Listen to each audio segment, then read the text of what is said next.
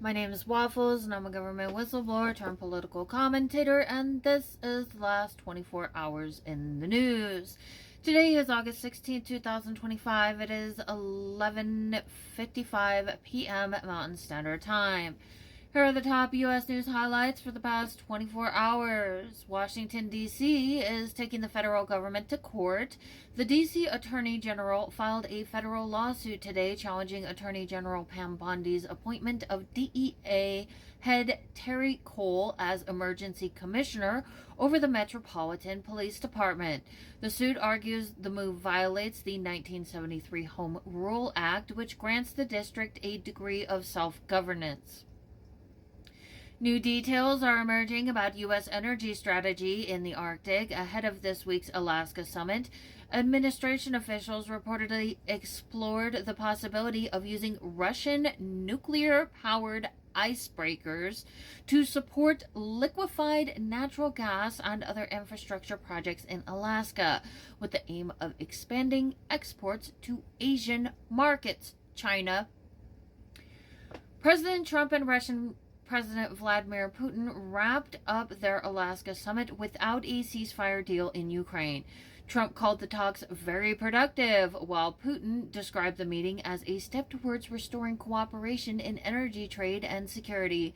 Markets took the outcome in stride. Stocks stayed steady, with analysts saying geopolitical tensions are largely priced in and that the summit could lay groundwork for future diplomacy. In domestic policy, the Make America Healthy Again Commission, chaired by Health and Human Services Secretary Robert Kennedy Jr., released a draft report on pesticide use. The panel stopped short of calling for tighter restrictions, instead recommending public education and more precise application methods. According to the latest report, we already did the stock market yesterday. Trade and economic highlights. President Trump announced plans to impose new tariffs on steel and semiconductor chip imports in the coming weeks. The administration intends to start with low rates to encourage domestic production, with the possibility of increasing those levels over time. Fed officials signal upcoming rate cuts. San Francisco Fed Chief Mary Daly expressed support for initiating interest rate reductions as early as next month, citing a softening labor market and slowing economy, though inflation remains elevated. Similarly, Chicago Fed President Austin Goolsbee said he's open to rate cuts in September or later, contingent on inflation trends and incoming economic data. Inflation pressure grows. Producer prices jump. U.S. producer price inflation surged in July, up 0.9%, the highest gain in 3 years, complicating expectations for near-term rate cuts.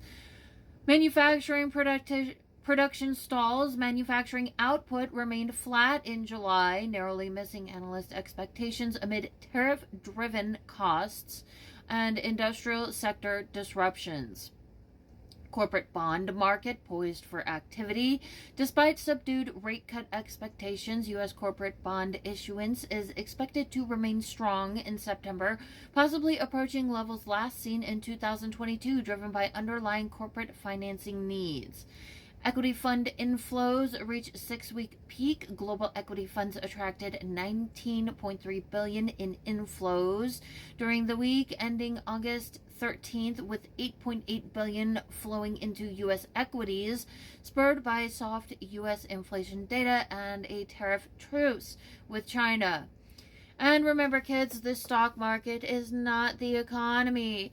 Just because the S&P 500 or Dow Jones may be performing well, that does not mean that wages are growing, jobs are secure, inflation is under control, or that people are thriving. Here is the hazardous weather outlook for the next few days. West, southwest, and Great Plains. Hazards would include intense heat, which continues through the weekend, with highs forecasted at 101 degrees Fahrenheit on Saturday. This raises high risk for heat-related illnesses and potential for increased wildfire ignition. Seek shade, hydrate, avoid outdoor exertion during peak hours. Midwest and central U.S. Heat wave persists with similar high temperatures in the upper 90s to 100 degrees Fahrenheit. Humid conditions may worsen heat stress. Keep an eye on vulnerable populations, that being the elderly and young children. Monitor closely and limit exposure. Southeast and Gulf Coast, hot and humid conditions prevail. While no immediate storms are forecast, the oppressive heat may pose health risks, especially with activity. Stay hydrated and take frequent cooling breaks if outside.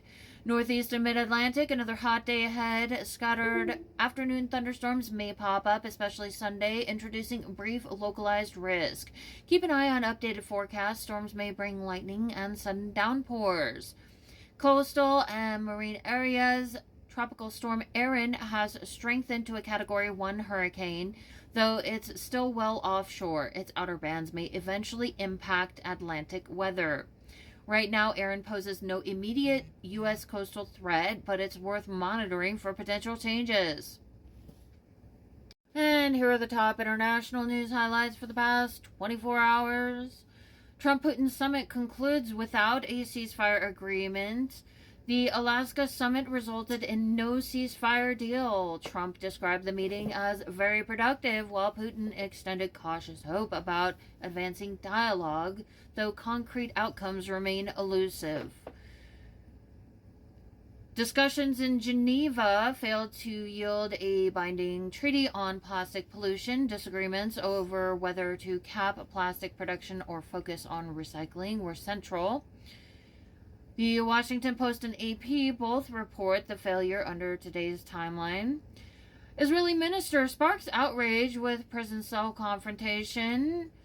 Israeli National Security Minister Itamar Ben-Gvir taunted Palestinian leader Marwan Barghouti in a video taken outside of a prison cell. The incident provoked international condemnation, described by Palestinian leaders as state terrorism. Astana to host Global Library and Information Congress. The Economic Times confirms that Astana will host the largest global conference for library and information professionals, the 89th World Library and Information Congress, scheduled from August 18th to 22nd under the theme Connecting Knowledge and Building the Future. Investor reactions to summit highlight stability. Reuters reports that markets showed muted responses to the Trump-Putin summit. Analysts noted that geopolitical tensions appear largely priced in, and the lack of new sanctions was perceived as positive for the markets. My name's Waffles. This is the last 24 hours in the news. Today is August 17th, 2025. It is 12:07 a.m. Mountain Standard Time. So the Olympics is great, and Johnny for the others, you know, the World Cup, Johnny is the head of it. We had our top people, Wasserman. They all came in on the Olympics, and then I saw Johnny, and we got the World Cup too. And you know, it's only because they rigged the election that I'll be your president representing you there. You know, I got both of them. I got the Olympics, and I got the World Cup. And I said, you know, it's too bad. One was in 2026 and the other was in 2028. And I said, I won't be there. I won't be your president. But then they rigged the election and now we won. So I'm going to be your president for the Olympics and for the World Cup. So Johnny, thank you for the World Cup. And everybody, thank you for the Olympics. We're going to have a great time. Hey guys, don't forget to like, share, subscribe, and comment to my videos.